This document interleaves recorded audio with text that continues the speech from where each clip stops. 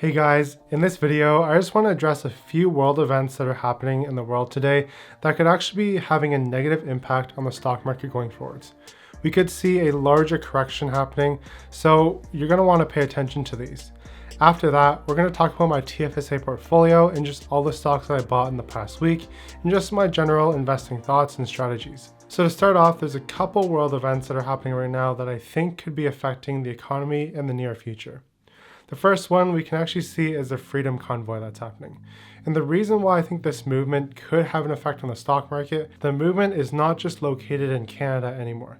We can see that other movements around the world happening in France and the US, as well as other countries, where truckers or just people of this like mind are going out and protesting, and I guess ultimately blocking certain trade routes. It's actually going to have a negative impact on the economy.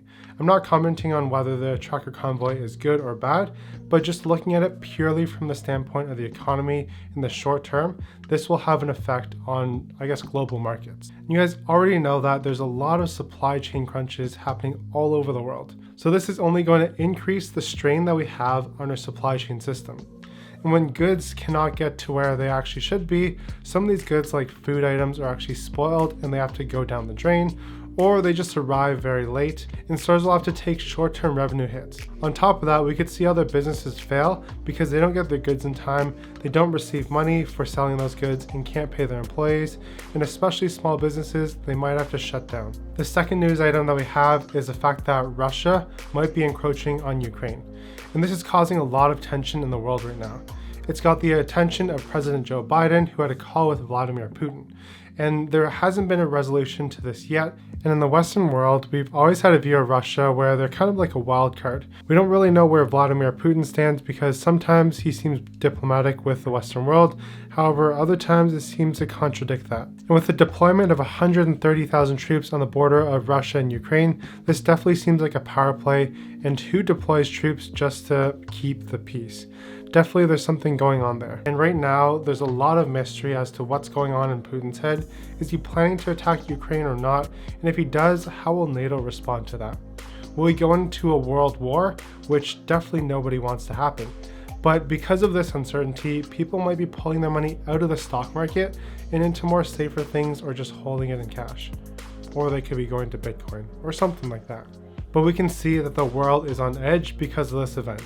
The last thing that I want to talk about is the fact that we have rising interest rates on the horizon, and as the date comes closer and closer, it's very uncertain as to what kind of impact this will have.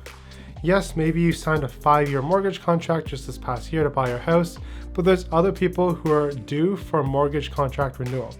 And when this happens and interest rates go up, then we'll have to see what the impact is on these people who are looking to renew their mortgage and if they're able to afford their payments. I mean, I don't think this is going to be a huge event or it's going to cause anything catastrophic, but it's anyone's guess and investors tend to be cautious around these kind of events. But I would be lying to you guys if I said that these events worry me, because ultimately my view as an investor is that I'm a long-term investor and I'm not looking for short-term profits. So in this time right now, I'm still looking to buy stocks. Every single week in my TFSA portfolio, I am buying. Right now, my growth stock portfolios, I've been strategically trying to figure out when to deploy my cash because there's so much uncertainty. But I am going to be deploying cash as I get it from my paycheck from work or from YouTube or whatever.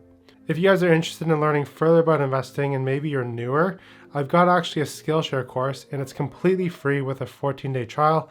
Links in the description down below. So with that said, let's jump over to my computer and talk about my TFSA portfolio. Alrighty, let's go over the stocks that I bought this past week. I bought 3 shares of Facebook on the 10th for a cost basis of $13.71. And then the next day on the 11th, I also bought 1 share at $12.90. That was just to use up the rest of the cash in my account. And the stock is on the decline. And I think that Facebook still is a profitable business right now. And maybe people have their doubts about their metaverse platform, but I think that they can probably pull it off. I also bought 1 share of the Power Corporation of Canada for $42.70. This stock has been relatively flat.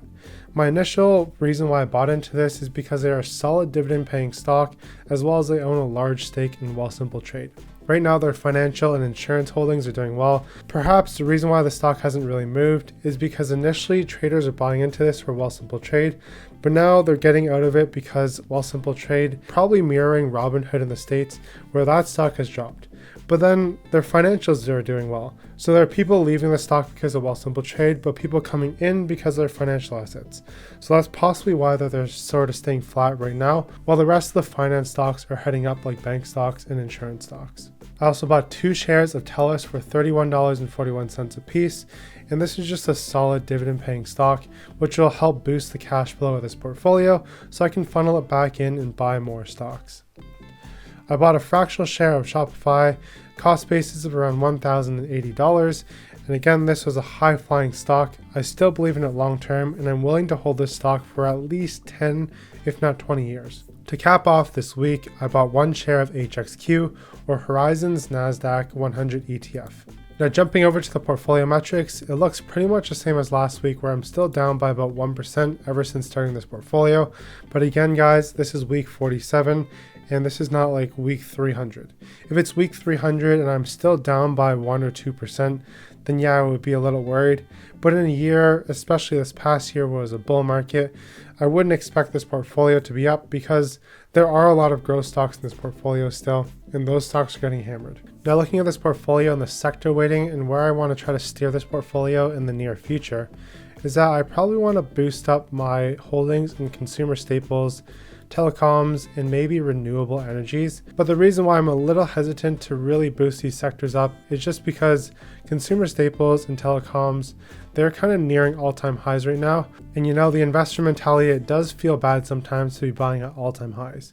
But at the same time, I think I just have to get over that and realize that if you're buying at all-time highs, this is kind of just positive momentum for that sector, and it could continue to create all-time highs, especially for the telecom sector. If you're looking at TELUS stock right now, TELUS stock over the past 5 years, it's only gained about 40%.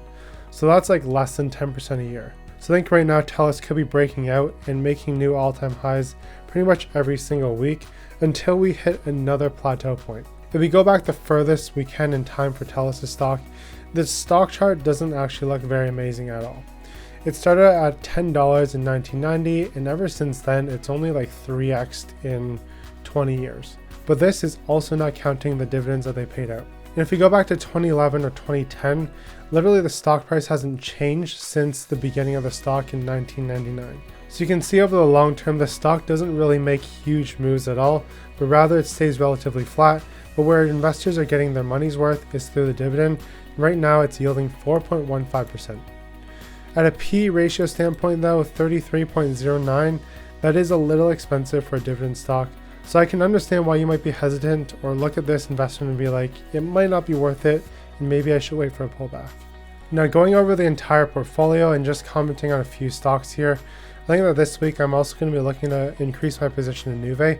This is a stock that I've been slowly buying into. They're in a similar sector to Shopify.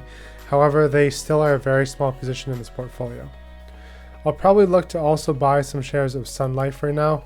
I think that if you look at this 1 year chart, they've been sort of floundering around like the high 60s, low 70s, but still this stock is also paying a decent dividend despite my sheet saying no dividend here. I think there's just an error on Google Finance. They do in fact pay a dividend of 3.16%. Their P ratio is a lot more palatable than TELUS at 11.47.